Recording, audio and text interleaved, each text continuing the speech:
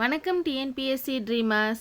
இன்றைக்கி நம்ம பொது தமிழ் ப்ரீவியஸ் இயர் கொஷின் பேப்பர்லேருந்து 10 கேள்வி பதில் 10 நிமிஷத்தில் பக்காவாக பார்க்க போகிறோம். வாங்க பார்க்கலாம். ஏற்கனவே நம்ம 50 கேள்விகள் பார்த்தாச்சு. இன்றைக்கி 51லேருந்து 60 வரைக்கும் பார்க்க போகிறோம். குரூப் 4 2018 பொது தமிழ் கேள்வித்தாளிலிருந்து பார்க்க போகிறோம். கீழ்கண்ட கூற்றுகளில் எது சரியானது அப்படின்னு கேட்குறாங்க. சால தவ முதலிய உரிச்சொற்களின் பின் வல்லினம் மிகாது. உரிச்சொற்களின் பின் வல்லினம் மிக, இந்த சால தவ இது ரெண்டுத்துக்கு பின்னாடி வந்து மிகும். ஓகேங்களா? சால சிறந்தது அப்படின்னு நம்ம சொல்லுவோம் இல்லையா? சால சிறந்தது வல்லினம் மிகும். ஓகேங்களா? தவம் இரண்டும் அப்படின்னா தவம் இரண்டும் அப்படின்ட்டு வரும் இல்லைங்களா? அப்போ இது ரெண்டுத்துக்கும் பின்னால் வல்லினம் மிகும். அப்போ இது தப்பு. வினைத்தொகையில் வல்லினம் மிகாது. இப்போ அதுக்கு வந்து எக்ஸாம்பிள் சொல்கிறேன் பாருங்க. குடிநீர்னு இருக்குன்னா இது வந்து வினைத்தொகை. வினைத்தொகைன்றது அந்த காலம் மறைந்து வரும். இப்போ இதை வந்து நம்ம இந்து போட்டு எழுதுனா அது தப்பு இல்லைங்களா? குடிநீர், குடித்த நீர், குடிக்கும் நீர், குடிக்கின்ற நீர், 3 காலமும் மறைந்து வரும். ஓகேங்களா? வினைத்தொகை. இப்போ இந்த இடத்துல வல்லினம் மிகாது. அப்போ இது கரெக்டு. வன்தொடர் குற்றியலுகிறதுக்கு பின்னாடி வல்லினம் மிகும், இங்கே மிகாது சொல்லியிருக்காங்க, தப்பு. உவமை தொகையில் வல்லினம் மிகாது அப்படின்னு சொல்கிறாங்க. இங்கே வல்லினம் மிகும், உவமை தொகையில் வல்லினம் மிகும். இப்போ வந்து பார்த்திங்கன்னா மலர் பாதம், மலர் போன்ற பாதம்ன்றது தான், அந்த போன்றன்றது மறைந்து வரும்பொழுது அது உவமை தொகையாகும். மலர் போன்ற பாதம்ன்றது உவமை, அது தொகைன்னு வரும்போது தொகைன்னா என்னது? மறைந்து வர்றது இல்லைங்களா? இப்போ மலர் பாதம், மலர் போன்ற பாதம்ன்றது மலர் பாதம்னு ஆகுதுன்னா மலர் போன்ற பாதம் இது உவமை, இது உவமேயம். ஓகேங்களா? அப்போ மலர் பாதம்ன்றது எப்படி மாறும்? இங்கே வல்லின ஒற்று மிகுந்து மலர் பாதம் அப்படின்ட்டு ஆகும் இல்லைங்களா? அப்போ இதுலேயும் மிகும். அப்போ ஆன்சர் வினைத்தொகையில் வல்லினம் மிகாது. தொகைநிலை தொடர்களுக்கு புறத்தே அல்லாத சில மொழிகள் தொக்கி நின்று பொருள் தருவது எது? தொகைநிலை தொடர் அப்படின்னு சொன்னோன்னா நம்ம இப்போ சொல்லுவோம் இல்லையா? வேற்றுமை தொகை, வினைத்தொகை, பண்பு தொகை, உவமை தொகை, உம்மை தொகை. ஓகேங்களா? இந்த தொகைகள் எதுவும் அல்லாத வேற்றுமை தொகைன்னு தொகைநிலை தொடர்னு சொன்னால் வேற்றுமை தொகை சொல்லுவாங்க, வினைத்தொகை, உவமை தொகை, உம்மை தொகை, பண்பு தொகை, இந்த மாதிரி இது எதுவுமே இல்லை. இது இல்லாமல் புதுசாக ஒரு தொகை வந்ததுன்னா அதை என்னன்னு சொல்லுவோன்னு கேட்குறாங்க. அன்மொழி தொகை. ஓகேங்களா? இப்போ வந்து இப்போ நம்ம பார்த்தோம் வினைத்தொகை அப்படின்னா குடிநீர், ஆடுகொடி, இதெல்லாம் வந்து ஆடுகின்ற கொடி, இந்த மாதிரி வினைத்தொகையாக இருக்கும். உவமை தொகைனா இப்போ நம்ம பார்த்தோம் கயல்கண், மலர் பாதம், மலரடி, இதெல்லாம் பார்க்கும்போது அது வந்து உவமை தொகையில் வரும். அப்போ அதுவும் இல்லை, வினைத்தொகை இல்லை. பண்பு தொகை வட்ட பாத்திரம், சதுர ஜாடி, இதெல்லாம் பார்க்குறப்ப அதெல்லாம் வந்து ஒன்றின் பண்பு வந்து தொக்கி நிற்குது. அப்போ அது பண்பு தொகை. இதுவுமே தொகைநிலை தொடர்க்குள்ளே வரக்கூடியது தான் இந்த எல்லாமே.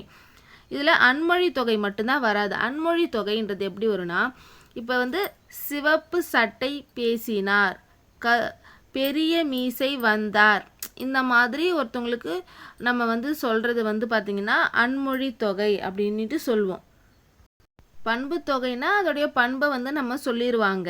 வினைத்தொகைனா அதில் ஒரு வினை இருக்கும். ஆனால் இது கொஞ்சம் டிஃப்ரெண்ட்டாக இதில் நிறையா மறைந்து வர மாதிரி இருக்கும். இப்போ தேன்மொழி பேசினாள் அப்படின்னு சொன்னால் தேன் போன்ற இனிய மொழியை உடைய பெண் பேசினாள் அப்படின்ட்டு வரும். ஓகேங்களா?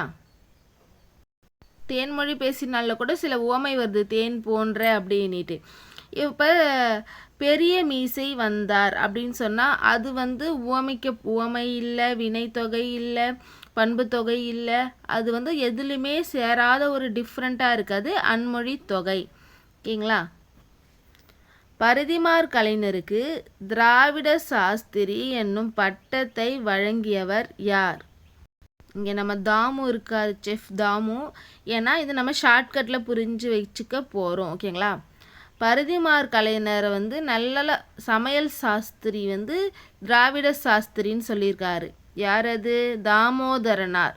சிவை தாமோதரனார்ன்றவர். நம்ம தாமு வந்து பார்த்திங்கன்னா பரிதிமார் கலைஞரை இவர் வந்து சமையல் சாஸ்திரி, அவர் திராவிட சாஸ்திரி சொல்லுவாங்க. திராவிடம்னா தமிழ் ஞாபகம் வச்சுக்கோ.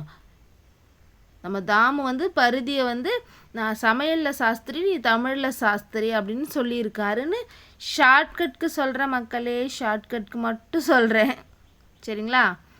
அடுத்து போகலாங்களா?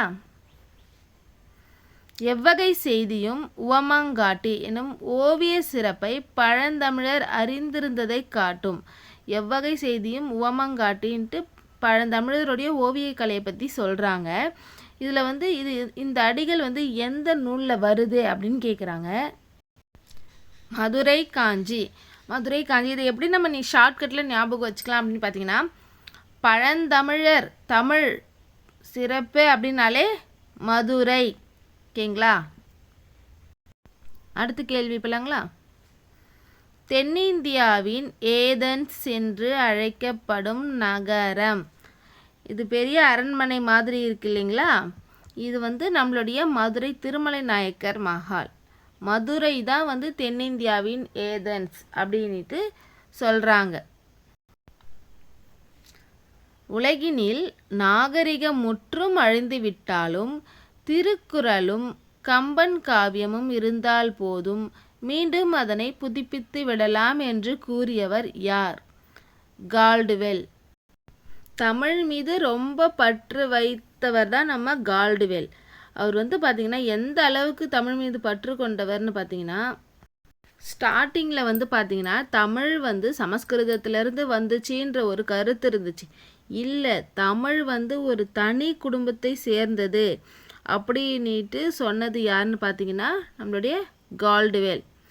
அவர் வந்து திருக்குறள் அதை சொல்கிறாரு, திருக்குறள் கம்பன் காவியம் இருந்தால் போதும், வந்து பார்த்திங்கன்னா நம்ம உலகத்தில் இருக்க உலகமே அழிஞ்சாலும் நம்மளுடைய திருக்குறளும் கம்பராமாயணத்தை மட்டும் வச்சு அதை மீட்டெடுக்கலாம் அப்படின்னு சொல்லியிருப்பார். நாடகம் படைத்தல், நடித்தல், நாடக இலக்கணம் இயற்றல் ஆகிய முக்கோணங்களிலும் நாடக தொண்டாற்றியவர் நம்மளுடைய பரிதிமார் கலைஞர். இவர் வந்து பார்த்திங்கன்னா நாடகம் எழுதுறதுல இவர் வந்து தன்னுடைய பெயர் வந்து இவருடைய பெயர் சூரிய நாராயண சாஸ்திரி, அதை வந்து தமிழில் மாற்றிக்கணும் அப்படின்னு சொல்லிட்டு பரிதிமார் கலைஞர் அப்படின்ட்டு மாற்றிக்கிட்டாரு. இவருடைய பேர் என்னன்னு கூட சில சமயம் நமக்கு கேள்விகள் கேட்பாங்க. சரிங்களா? இவர் வந்து ஷேக்ஸ்பியர் போன்ற நிறைய ஆங்கில நாடக ஆசிரியர்கள் எல்லாம் பார்த்து இம்ப்ரெஸ் ஆகி ஏன் அதை நம்ம தமிழ்லையும் பண்ணக்கூடாது, தமிழில் உரைநடை வடிவில், செய்யுள் வடிவில் நாடகம், உரைநடை வடிவில், செய்யுள் வடிவிலெல்லாம் நம்ம நாடகம் ஏன் எழுதக்கூடாது அப்படின்ட்டு இம்ப்ரெஸ் ஆகி எழுதினவர் தான் நம்ம பரிதிமார் கலைஞர். கீழ்கண்டவற்றுள் பறவைகள் சரணாலயம் இல்லாத இடத்தை, ஓகேங்களா? இப்போது இங்கே இருக்க எல்லா இடத்துலையும் இருக்குது. கோவன்புத்தூர்ன்றது தான் இப்போ கோயம்புத்தூர்னு மாறி இப்போ கோவைன்னு மாறி இருக்குது. சரிங்களா? இப்போ கரைவெட்டி, வெள்ளோடுன்றது நமக்கு ஈரோடு மாவட்டத்தில் இருக்குது. இங்கேயும் பறவைகள் சரணாலயம் இருக்குது. சித்திரங்குடி வந்து பார்த்திங்கன்னா ராமநாதபுரத்தில் இருக்குது.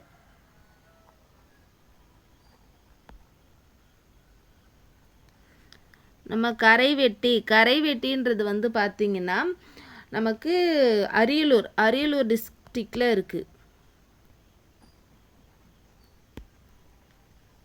அப்போ கோயம்புத்தூரில் தான் பறவைகள் சரணாலயம் இல்லை. நெக்ஸ்ட் போலாங்களா?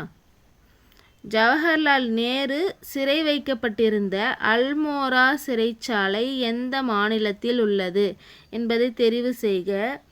உத்தராஞ்சல். ஓகேங்களா? உத்தராஞ்சல் வந்து அங்கேருந்து நம்ம இதை எப்படி ஞாபகம் வச்சுக்கலான்னா, அவர் அல்மோரா சிறையில் இருந்தார். அவர் சிறையில் இருக்கிறப்ப அவங்களுடைய பொண்ணு இந்திராவுக்கு வந்து பார்த்திங்கன்னா அவர் கடிதங்கள் எழுதுவார், அஞ்சல் அனுப்புவார்னு ஞாபகம் வச்சுக்கிறோம். உத்தராஞ்சல்லிருந்து அஞ்சல் அனுப்புவார் இந்திரா காந்திக்கு நம்மளுடைய ஜவஹர்லால் நேரு. அடுத்து கேள்விப்பலாங்களா? கண்ணதாசன் படைத்த நாடகம். ஓகேங்களா? கண்ணதாசன் கொடுத்துட்டோம், ஆனால் இங்கே நம்ம கண்ணகியை கொடுத்துருக்குமே, என்னடா இது? கண்ணதாசன் கண்ணகி, ஓகேங்களா? கண்ணதாசன் தான் இங்கே கண்ணகி. அவங்க சிலப்பதிகாரத்தில் என்ன பண்ணுவாங்க, ராஜாக்கே தண்டனை கொடுப்பாங்க. அவங்க கேட்ட கேள்வியில் ராஜாவே இறந்துருவார் இல்லையா, ராஜாவுக்கே தண்டனை கண்ணகி கொடுப்பாங்க. கண்ணதாசன் படைத்த நாடகம் ராசதண்டனை. அடுத்தது வந்து பார்த்திங்கன்னா இன்னைக்கு கேள்வி முடிஞ்சுது. நாளைக்கு உங்களை நான் அடுத்த 10 கேள்வியில் சந்திக்கிறேன். நன்றி, வணக்கம்.